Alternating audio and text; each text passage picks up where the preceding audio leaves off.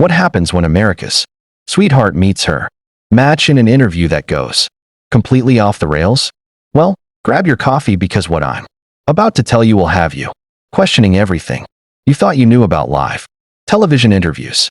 Before we dive into this explosive confrontation, make sure to hit that subscribe button and drop a comment below because this story has more twists than a country music ballad. The morning starts like any other on Today with Jenna and Friends. Bright lights, warm coffee mugs, and an audience buzzing with that early day excitement. Then Carrie Underwood steps onto the set, glowing in a cream-colored blazer that sparkles almost as much as her signature smile. The crowd lifts their phones immediately, eager to capture every moment. Jenna Bush Hager sits across from her, radiating the familiar warmth that viewers trust to ease them into their day. "Carrie, it's so wonderful to have you back," Jenna beams. "Your fans can't stop talking about your new album and your upcoming tours." Carrie crosses her legs, settles in, and flashes that million-dollar grin. "Thank you so much for having me. I always love being here. Everything is running smoother than butter on a hot biscuit." They talk music, family, new hits, fan moments, all the sweet, comfortable notes of a typical Carrie Underwood interview.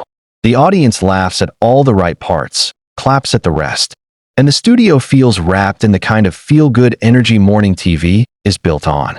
But then something shifts. Jenna leans forward, her smile tightening just a little. There's a flicker in her eyes, subtle, but sharp enough that even the back row feels it. "You know, Carrie, I have to ask you about something that's been circulating online." Carrie's smile stays perfectly in place, but her jaw tightens ever so slightly. "What allegations are you referring to exactly, Jenna?" Jenna pulls out her phone, on live TV, scrolling through something as the audience begins to murmur. "There's a report suggesting your foundation sends less than 30% of donations to the actual causes, and apparently, there were some very expensive office upgrades." The temperature in the studio drops 10 degrees. Carrie's publicist, just off camera, waves both hands in frantic panic. "This wasn't part of the plan.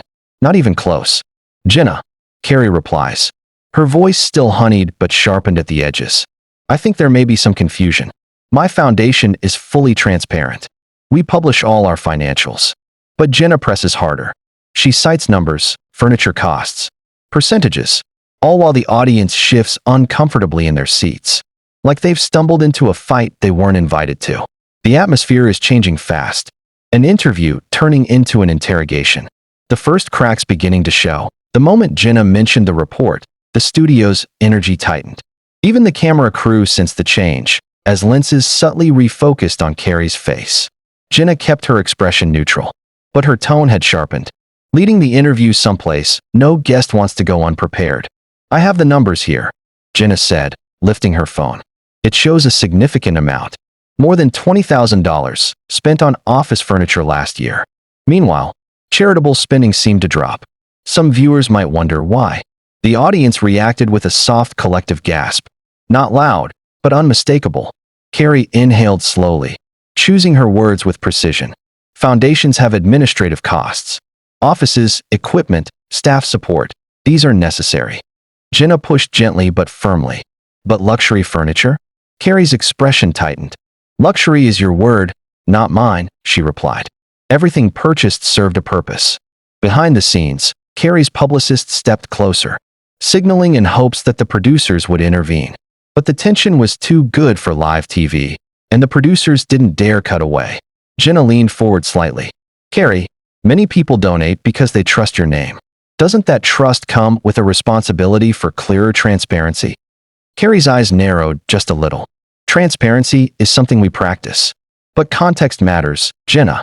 And you didn't ask for any context before bringing this up on live television." The audience murmured. Jenna felt the pressure but continued calmly. "These documents are public. I'm simply asking questions your supporters may ask." "Then ask properly," Carrie shot back. "Off camera. Before the show. Not like this." Jenna glanced toward the camera for just a moment. A subtle request for the audience's sympathy, or perhaps a signal to keep rolling.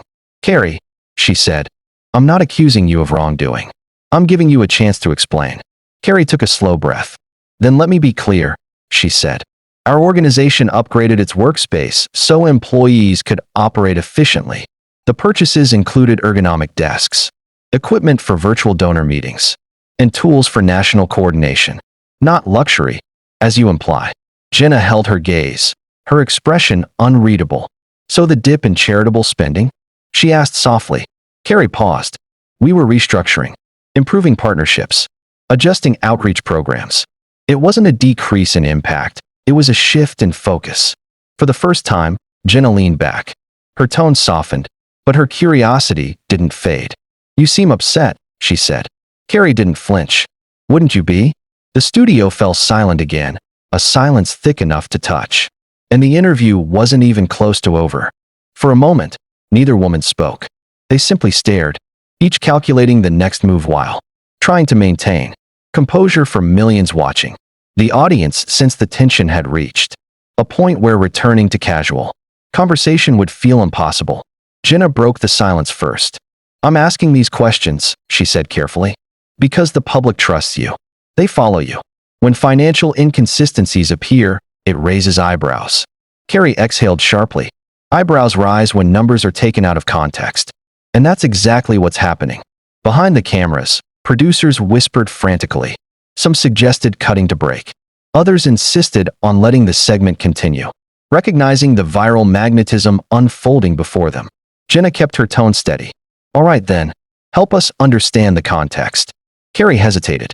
She wasn't unprepared, she was offended. Offended by the timing, the format, and most of all, by the surprise.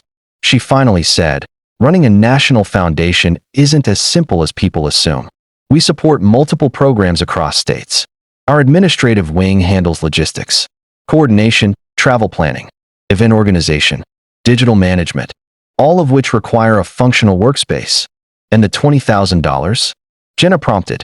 It wasn't spent on a single conference table, Carrie responded sharply. It was part of a larger office. Upgrade involving several pieces of professional equipment. Jenna nodded, but the tension didn't ease. And the dip in charitable output. Temporary restructuring, Carrie repeated firmly. It happens everywhere. Companies, nonprofits, even TV shows restructure. You know that. Jenna blinked at the remark, but didn't respond. The audience watched closely, some leaning forward, others exchanging glances, realizing they were witnessing a moment that would replay online for months.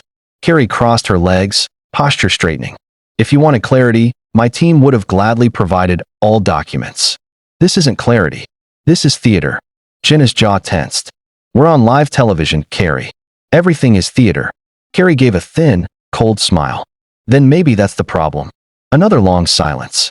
Jenna finally said, You feel ambushed. Carrie replied immediately. Because I was. Jenna opened her palms slightly, as if offering a truce. Then stay. Explain. Let people hear your full side. Carrie looked at the crew, at Jenna, then at the audience. A crowd that had come expecting music and charm, not a confrontation. Her voice dropped. I shouldn't have to defend my integrity like this. Jenna leaned in. No one is asking you to defend it. Just explain it. Carrie stared at her for a beat too long. The line had been crossed, and everyone in the room felt the shift. The final unraveling happened gradually, not explosive, but precise, deliberate, and impossible to reverse. Carrie looked down at her microphone, touched it lightly, and the audience sensed something irreversible was coming. Jenna, she began, her voice controlled. I've always respected this show. Truly. But what happened today wasn't fair. Jenna tried to interject. Carrie, let's. No. Carrie said firmly, raising a hand. You invited me here with a professional expectation, and then you blindsided me. The publicist rushed forward again, whispering urgently. But Carrie kept her eyes locked on Jenna. I take my work seriously, she continued. I take honesty seriously. And I take my supporters seriously. So having my foundation questioned without warning, on live TV, is not something I will tolerate. Jenna stayed seated, but her expression shifted. A mix of discomfort and the pressure of holding herself together while millions watched. This wasn't meant to be an attack, she said quietly. But it became one, Carrie replied. The audience rustled, unsure whose side to take. Carrie then reached down and unclipped her microphone. She didn't slam it, didn't rush. She placed it gently on the table. The silence in the studio was a deep, heavy thing. Carrie, wait, Jenna said, her voice tightening. We can continue. We can clarify. Carrie shook her head. Not like this. Not with cameras rolling and producers hoping for drama. The camera operators panicked. Half pointed their lenses at Carrie. Half stayed on Jenna. Nothing about the moment was clean or organized. Please don't walk off. Jenna tried again. We can fix this. Carrie turned to her with a tired smile. The kind that carried more truth than any speech. Some things aren't fixed with TV apologies. With that, she stepped back from the chair. Her publicist gathered her notes quickly, following Carrie as she turned toward the exit. The audience gasped louder this time, realizing the moment had crossed from uncomfortable into historic. Carrie walked past the cameras, past the crew, past the stunned expressions, heading toward the studio doors. Jenna remained seated, frozen, hearing the producers screaming in her earpiece. Cut to break. Cut to break now. She finally forced a brittle smile. We'll be right back. The screen faded, and the fallout began instantly. Online debates. Angry fans, news outlets replaying the clip. The interview was over, but the story had just begun.